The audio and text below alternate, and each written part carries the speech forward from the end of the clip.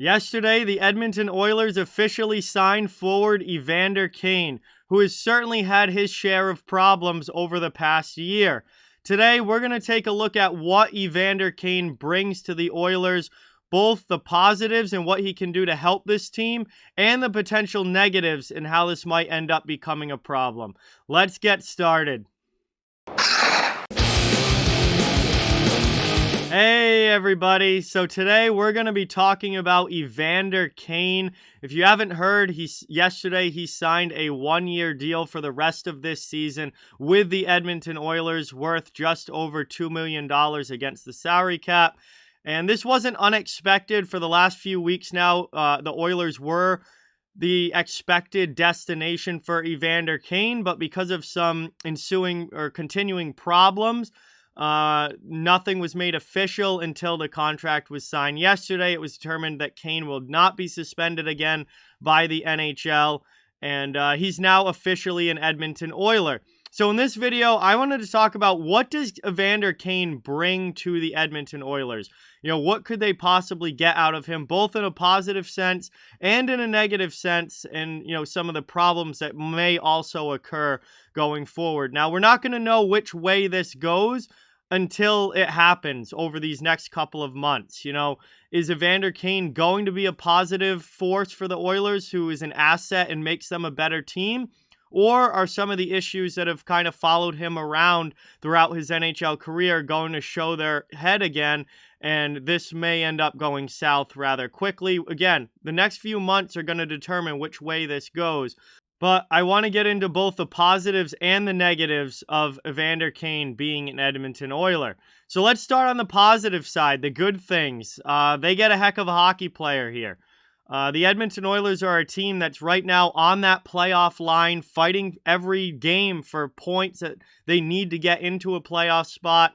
And, does he make them a better team on the ice? He certainly, if he's playing at his full potential, will. Absolutely, because Evander Kane is a very good goal scorer. He's a power forward. He brings different elements to the game.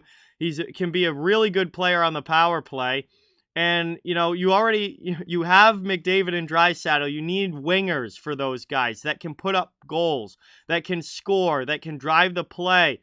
And Evander Kane's a guy that can do that when he's playing well. And, this is a guy who's scored 20-plus goals 7 times in his NHL career. I mean, he knows how to put the puck in the net. And he also brings a really big physical element to the game. He's got almost 1,000 career penalty minutes. He's gone over 100 penalty minutes in a season 3 times in his career. He's physical. He's not afraid to drop the gloves.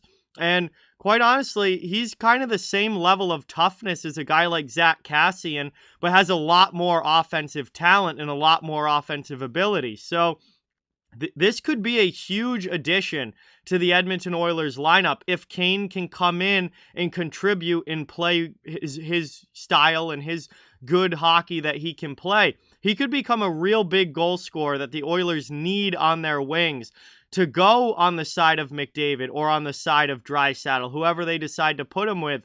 That could be huge for Edmonton down the stretch of this season, where they're in this tight playoff race trying to get into the postseason. And certainly, if they do make the playoffs, he's going to be a big piece of the Oilers come playoff time, because his style of game and his physicality is really going to be coveted when you get into that postseason style of play where everything ramps up, intensity, aggression, physicality. Evander Kane lives for that. He feeds off that, and that's the kind of game that he wants to play.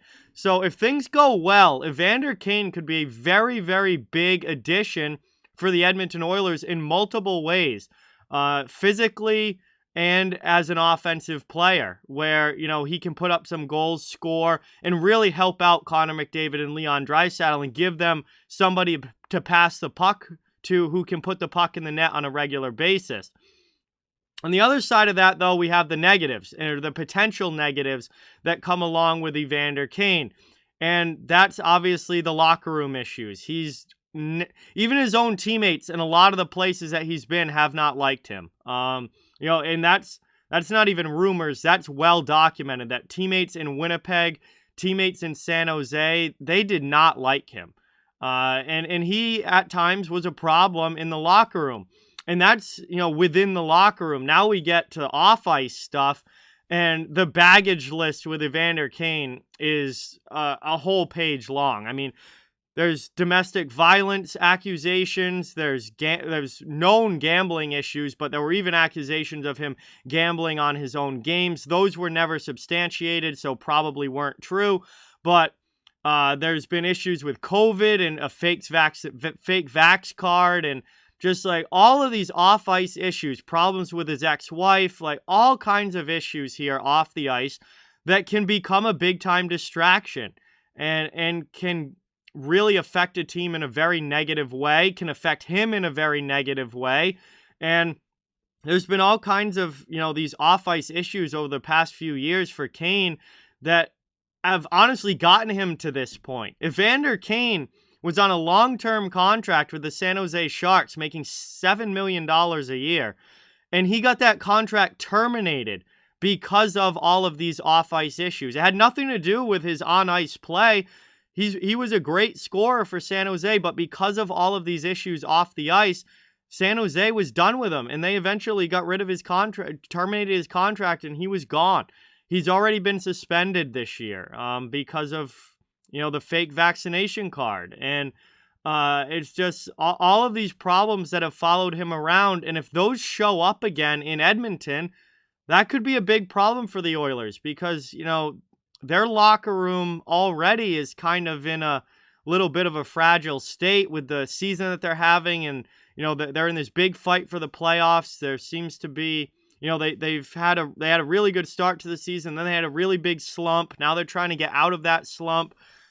If this goes south, this could go really south for Edmonton just because of the polarizing personality and player that Evander Kane is. And if he becomes a locker room problem and a distraction and a disruption for the Oilers, this could end up being a big mistake. But that's the risk that you take if you're Edmonton here and if you're Ken Holland. On the positive side, you have a physical power forward who's capable of scoring 20-plus goals, 50-plus points, and really have a big impact on your lineup and make you a much better team on the ice. But on the other hand, you have all of this drama and all of this baggage that continues to follow Kane around and come up around Evander Kane. And honestly, it might not even be over yet. Who knows? So it's kind of, you gotta pick here your pros and your cons, and you gotta figure out, do the pros outweigh the cons? Obviously, in the case of the Edmonton Oilers, they believe that the pros outweigh the cons because they signed them. So, we're gonna have to see how this goes and develops over the next few months. What I will say is that this is, to me, a little bit comparable to Tony DeAngelo. Who was basically kicked off the team with the New York Rangers last year, signed in the offseason with Carolina. He's kept his mouth shut. He's put his head down. He hasn't been a disruption. He hasn't caused any problems. And all of a sudden, Tony DeAngelo is having a great season as a top 4 defenseman on one of the best teams in the league in Carolina. And if Evander Kane can do what Tony DeAngelo has done this year and keep his mouth shut, stay out of trouble, don't cause any big problems, don't cause any drama, just go out there and play hockey, he could be a huge asset to the Edmonton Oilers the same way that DeAngelo has become a huge asset to the Hurricanes. But on the other hand, if that drama continues to stir up, if there's problems in the locker room, if there's more issues involving Evander Kane, this could go south very, very quickly. It's just going to depend on, it's really up to Kane at this point of how successful is he going to be. If he can keep himself out of trouble, I think he can be a really good player for the Oilers. I think he can help that team a lot. And he might be a secondary scoring answer that can help get them to the playoffs. But if things don't go well, he could become an issue real quick. And this is a, risk versus reward kind of signing for the Oilers. And right now they think that the reward will outweigh the risk that they're taking with Evander Kane. And we're not going to know the final answer to that until the rest of this season plays out. But Kane is an Oiler. It's official. Looks like he's going to play his first game against Montreal. He's going to be inserted quickly right into the lineup. And we'll see what Evander Kane does decide to bring to the Edmonton Oilers. But With that, like, comment, share, subscribe, follow on social media. All those links are down in the description. If you'd like to further support the channel, the links to our merchandise store, memberships, and donation links are down in the description as well. Keep spreading the word about this channel. Let's keep this thing growing. Thank you so much for watching. Hope you enjoyed the video, and I'll talk to you guys soon.